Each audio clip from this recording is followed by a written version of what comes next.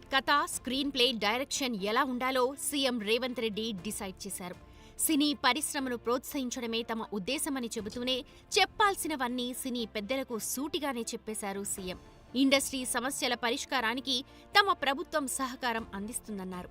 అదే సమయంలో తెలంగాణ అభివృద్ధిలో సినీ పరిశ్రమ సామాజిక బాధ్యతతో ఉండాలన్నారు.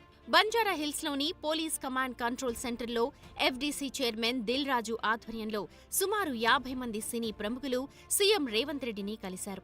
ఈ మీటింగ్ ప్రారంభమవగానే సంధ్యా థియేటర్ తొక్కిసలాట ఘటనకు సంబంధించిన వీడియో ప్లే చేసి చూపించారు.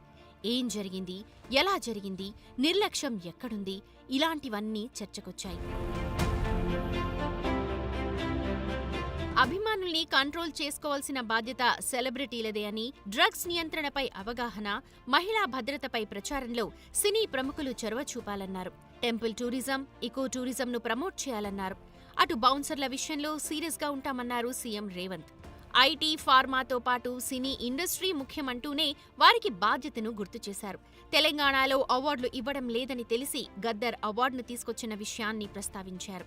ప్రభుత్వం చేపట్టే సామాజిక అంశాలపై సినీ స్టార్లు ప్రచారం చేయాలన్నారు.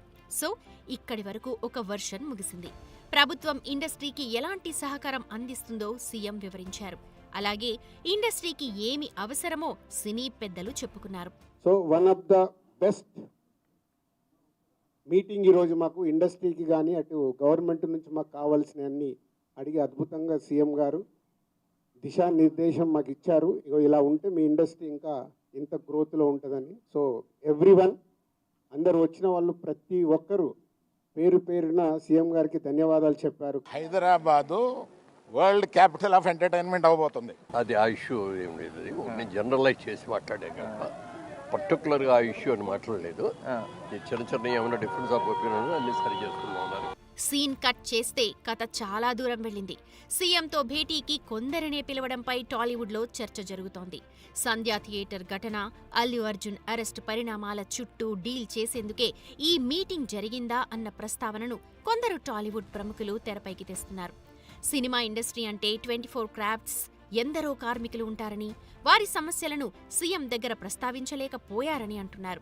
సో సీఎంతో సినీ పెద్దల మీటింగ్ అందరికీ కాదు, కొందరికే ఉపయోగపడేలా ఉందన్న వాదన వినిపిస్తోంది. వాళ్ళని మీరు ఇట్లా వాడి ఆ ప్రాణం పోతే కూడా మనం చేసి, ఇప్పుడు మనం అందరం వాళ్ళ ఇండస్ట్రీ అంతా వెళ్ళి చీఫ్ మినిస్టర్ గారి దగ్గర తల ఉంచుకుని నిలబడాల్సిన అవసరం వచ్చింది.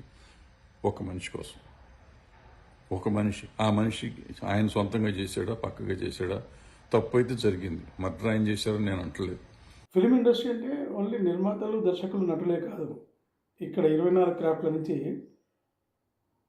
వేలాది మంది కార్మికులు ఇండస్ట్రీలో పనిచేస్తూ ఉన్నారు. ఇండస్ట్రీ కార్మికుల పక్షాన అక్కడ ఒక్క వాయిస్ కూడా వినిపించలేదు. సో సీఎంతో టాలీవుడ్ మీటింగ్ మ్యాటర్ మరో లెవెల్కి వెళ్ళినట్టయింది. మరి వాట్ నెక్స్ట్ అన్నదే ఇప్పుడు హాట్ టాపిక్ అవుతోంది. ఇండస్ట్రీ సమస్యల పరిష్కారం అవుతాయా? సినిమా స్టార్లు సామాజిక బాధ్యతతో ఉంటారా? సామాజిక అంశాలపై అవగాహన కార్యక్రమాల్లో పాల్గొంటారా? కీలకమైన ప్రభుత్వ కార్యక్రమాలను ప్రమోట్ చేస్తారా?